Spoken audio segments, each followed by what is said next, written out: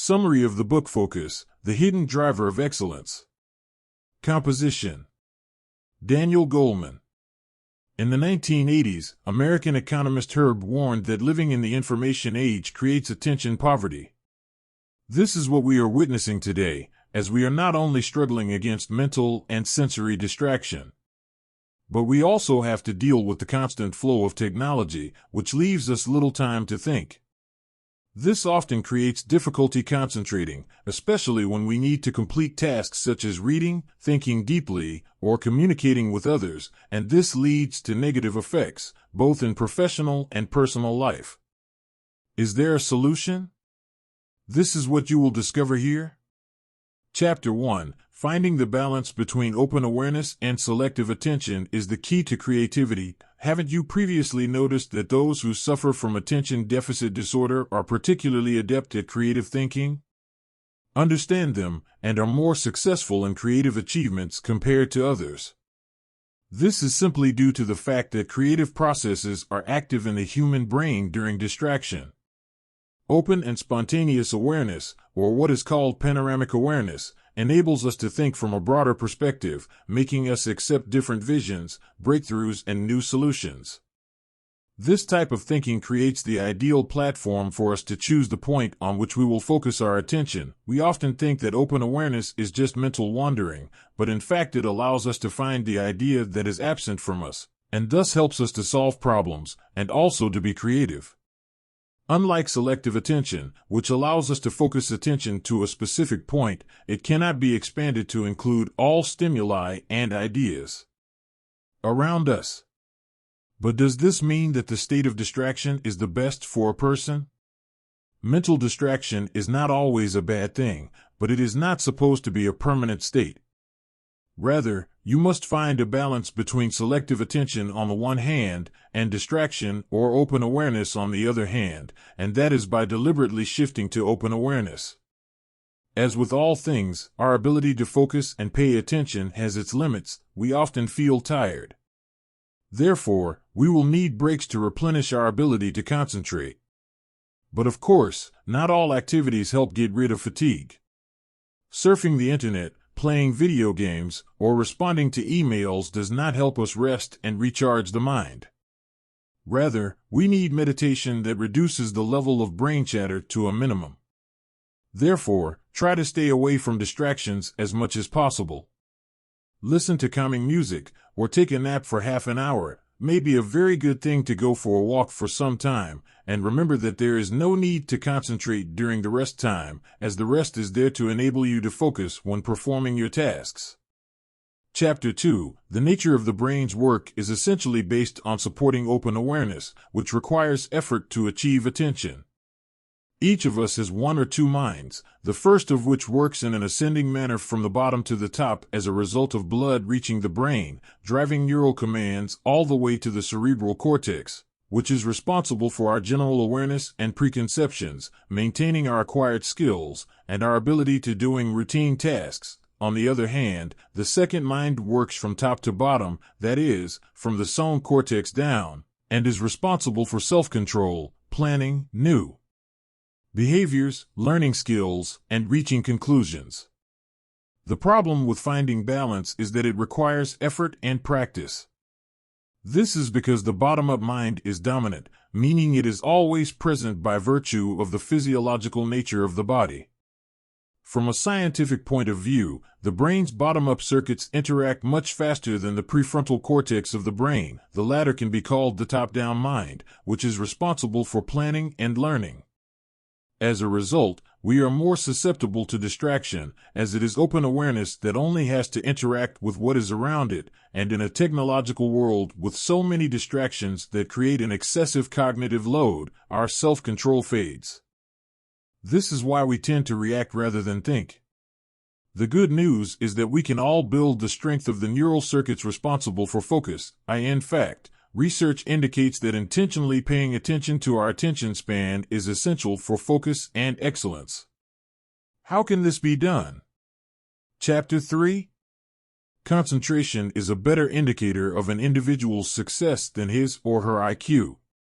At the age of 3 years, a child begins to develop what is known as executive attention, that is, the ability to focus deliberately, ignore distractions, and stop impulses. This is a form of cognitive control necessary for self-management and constitutes the jewel of willpower and self-regulation. So, success is determined by how we manage our lives, and the interesting thing is that this is evident from early childhood. This was confirmed by a study conducted in the New Zealand city of Dingyida in the 1980s. It revealed that our will is our destiny and one of the most important factors contributing to success. Over the course of a full year of study, the behaviors of just over 1,000 children were intensively studied during early childhood, and more than 2 decades later, these children were followed up as adults, and their general health, wealth, and criminal records were compared.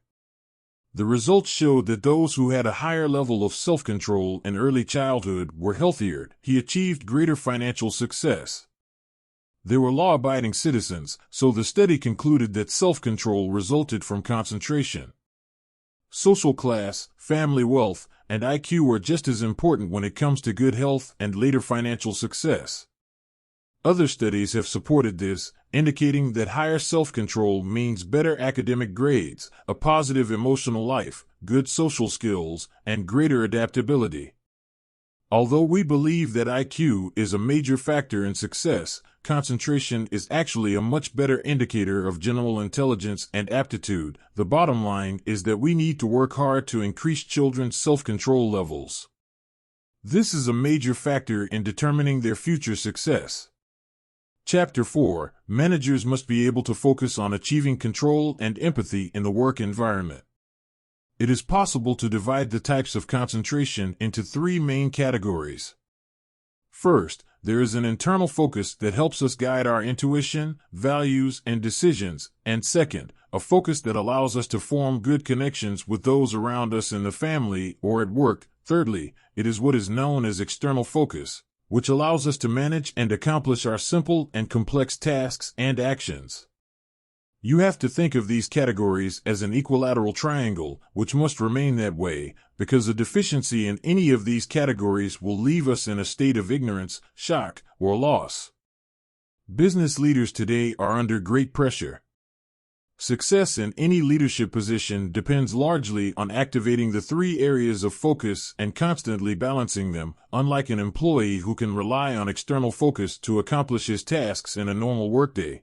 A leader needs to activate external focus to carry out his tasks and focus on his relationship with his subordinates and colleagues. Also, focus on the decisions and standards that must be adopted and implemented, so if any area of focus is weak, this will lead to an imbalance in everything, and the leader or manager will not be able to supervise the work environment. And most importantly, he will not be able to maintain feelings of empathy in it. Empathy also comes in 3 forms: cognitive empathy, which is our ability to understand other people's points of view; emotional empathy, which is our ability to respond physically and emotionally to what someone feels; and finally, emotional anxiety, which is the drive to help or not help others. Empathy is what creates the bond, not only between team members in a company, but also between communities and countries.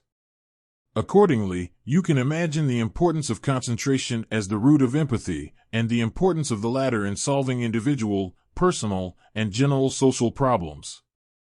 And a notable paragraph from the book, In fact, people are highly skilled at mental tasks that require cognitive control and intensive working memory, such as solving complex mathematical problems. They may have difficulties with creative ideas if they have trouble stopping their focus and moving into open awareness. Conclusion. When you ask yourself what is holding me back, the answer is probably that your attention span is the fact that you are distracted.